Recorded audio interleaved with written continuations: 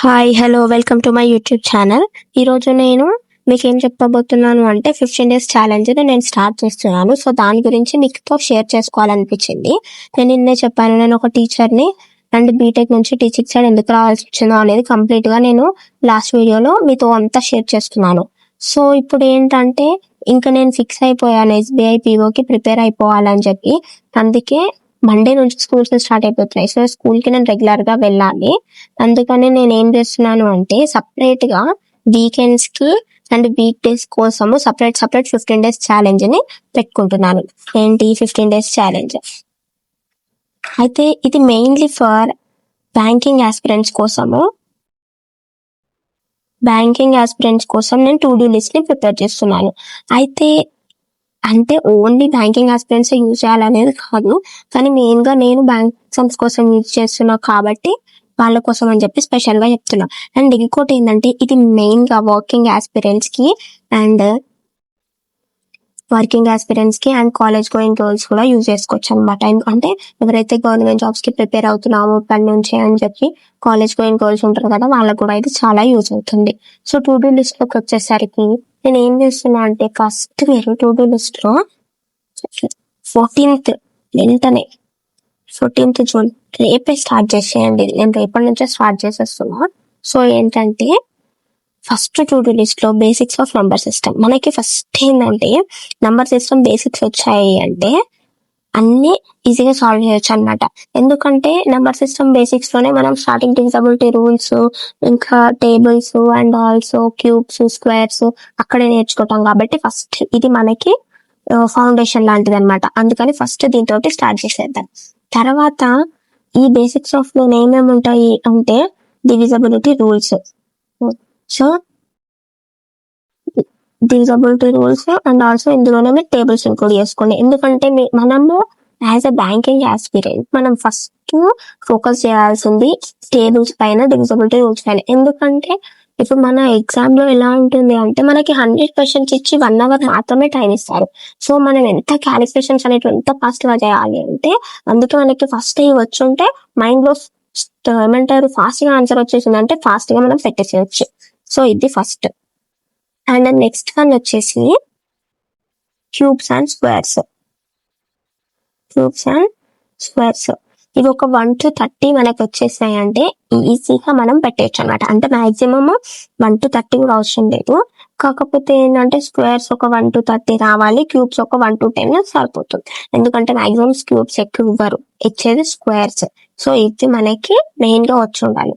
So next ఏంటంటే మనకి ఈ నెంబర్ సిస్టమ్ లో unit digit and remainder theorem అనేది ఉంటుంది అనమాట. సో ఇదేంటంటే స్టార్టింగ్ లో ఈ unit digit and remainder theorem అనేది ఏంటంటే ఇది యూనిట్ డిజిట్ అంటే లాస్ట్ డిజిట్ అని అర్థము, last digit of given number. Remainder theorem అంటే మనకు వచ్చే రిమైండర్. సో ఇవి ఫస్ట్ ఉన్నాయి కాబట్టి నేను చెప్తున్నాను. దీని తర్వాత ఏంటంటే సమ్ ఆఫ్ సిరీస్ అంటే మనకి నెంబర్స్ ని ఇట్లా 1 2 3 4 5 అని చెప్పి ఒక 1000 వరకు ఇవ్వడము, దాన్ని టోటల్ సమ్ ఫైండ్ చేయడము, లేదంటే స్క్వేర్స్ ఇచ్చి దాని టోటల్ సమ్ ఫైండ్ చేయడము, క్యూబ్స్ ఇచ్చి దాని టోటల్ సమ్ ఫైండ్ చేయడము, ఇలాంటివన్నీ చెప్తుంటారు. సో అందుకని అది మెయిన్ అనమాట. రేపు మనకి సండే కాబట్టి ఇవన్నీ మనము కంప్లీట్ చేసుకునేలాగా చూసుకుందాం. సో నెక్స్ట్ ఏంటి అంటే సమ్ ఆఫ్ సిరీస్. ఇందులో ఈ మూడిట్లలో మనము కంపల్సరీ ప్రాబ్లమ్స్ అనేటివి సాల్వ్ చేయాలి. అండ్ మీరు ఏంటంటే ఈ క్యూబ్స్ ఇంకా ఈ టేబుల్స్, డివిజబిలిటీ రూల్స్ అనేది ఒక సపరేట్ నోట్స్ లో రాసుకొని డైలీ ఒక 10 minutes రివిజన్ చేయండి. డైలీ ఒక 10 minutes రివిజన్ చేస్తే ఏంటంటే మనకి ఈజీగా గుర్తుంటాయి అనమాట. ఇవి రెండు డైలీ ఒక 10 minutes రివిజన్ చేసిరంటే మీరు చాలా ఈజీగా గుర్తుపెట్టేసుకోవచ్చు. సో నెక్స్ట్ ఏంటి అంటే మనకి ఇది మెయిన్ గా నేను చెప్తున్నాను బ్యాంకింగ్ వర్కింగ్ ఆస్పిరెంట్స్ కోసం. ఎందుకంటే వాళ్ళు వర్క్ చేసి వాళ్ళు ఎప్పుడు చదవాలో తెలియక కొంచెం కన్ఫ్యూజ్ అవుతూ ఉంటారు కాబట్టి నేను చెప్తున్నా. అంటే నేను కూడా నిన్న వరకు కన్ఫ్యూజన్ లో ఉండే ఫిక్స్ అయ్యాను కాబట్టి ఇప్పుడు మళ్ళీ నేను కొత్తగా స్టార్ట్ చేశాను. అందుకని మీతో కూడా షేర్ చేసుకుంటున్నాను. సో ప్రతి ఒక్కరు కంపల్సరీ దీన్ని పాటించండి, కంపల్సరీ మీకు సక్సెస్ వస్తుంది. నేను కూడా మీతో పాటే చదువుతూ ఉంటాను. సో మీతో పాటే మీన్స్ నేను ప్రిపేర్ అవుతున్నాను, యాజ్ వెల్ యాజ్ నాతో పాటు మీరు ప్రిపేర్ అవ్వండి. సో అందరం కలిసి జాబ్ కొడదాము. అండ్ ఇంకోటి ఏంటంటే నేను నెక్స్ట్ వీక్ డేస్ లో కూడా ప్లాన్ ఇస్తాను. ఎందుకంటే ఇప్పుడు కాలేజ్కి వెళ్ళే వాళ్ళు ఇంకా వర్క్ చేసే వాళ్ళకి వీక్ డేస్ లో ఒక అట్లీస్ట్ 2 to 3 hours అయినా మనం చదవాల్సిందే కంపల్సరీ ఇలాంటి జాబ్స్ కొట్టాలంటే. అందుకని చెప్పి నేను వీక్ డేస్ లో కూడా కంపల్సరీ ప్లాన్ వేస్తున్నాను. సో నెక్స్ట్ వచ్చేది ఏంటి అంటే ఇక్కడ ఇప్పుడు వీకెండ్స్ లో వీక్ డేస్ లో కంపల్సరీ మీరు టైం అంటే ఇది ఒక హాఫ్ అన్ అవర్ చదవాలి, ఇది ఒక 1 hour చదవాలని ఏమీ లేదు. కాకపోతే మీరు ఒకవేళ ఈ కంప్లీట్ డే లో ఒక 2 subjects చదవాలి అనుకుంటున్నారు, ఒక 2 subjects చదవాలి అనుకున్నప్పుడు అప్పుడు పెట్టుకోండి దీనికి ఒక 2 hours అని, ఇంకొక దానికి ఒక 2 hours అని. కానీ ఇప్పుడు నేను నంబర్ సిస్టమ్ లోనే 15 days ఛాలెంజ్ స్టార్ట్ చేస్తున్నాను కాబట్టి వేరే సబ్జెక్ట్స్ తీసుకోవడం లేదు.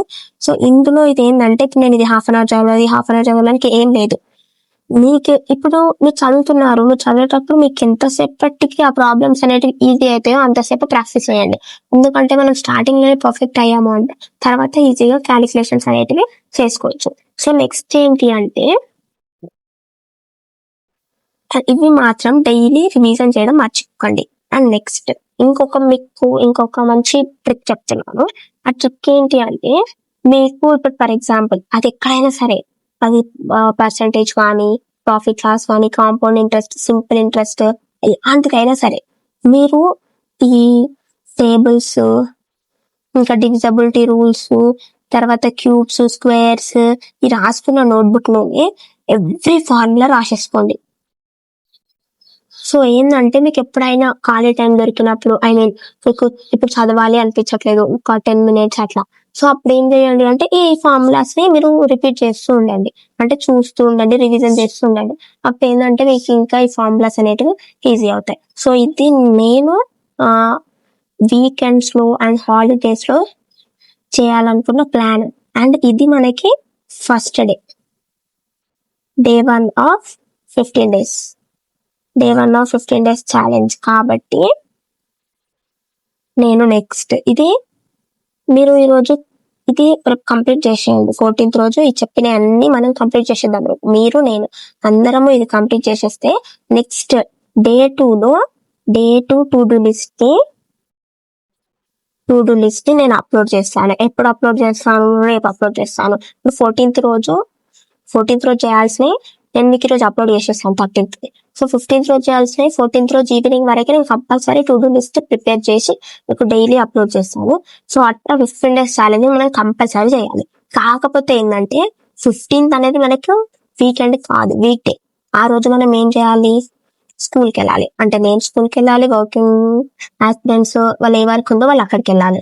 సో ఏంటి అంటే నేను వీక్ డేస్ కోసము మీకు మండే రోజు మనం ఎట్లా చదవాలి అనేది 14th డే ఈవినింగ్ రోజు అప్లోడ్ చేస్తాను. అంటే వీక్ డేస్ కోసం 15 days ఛాలెంజ్ ని రెడీ చేసి మీకు అప్లోడ్ చేస్తాను. ఇది వీకెండ్స్ కోసం. ఇప్పుడు రేపు ఏం అప్లోడ్ చేస్తాను అంటే వీక్ డేస్ కోసం ఉండేది అప్లోడ్ చేస్తాను.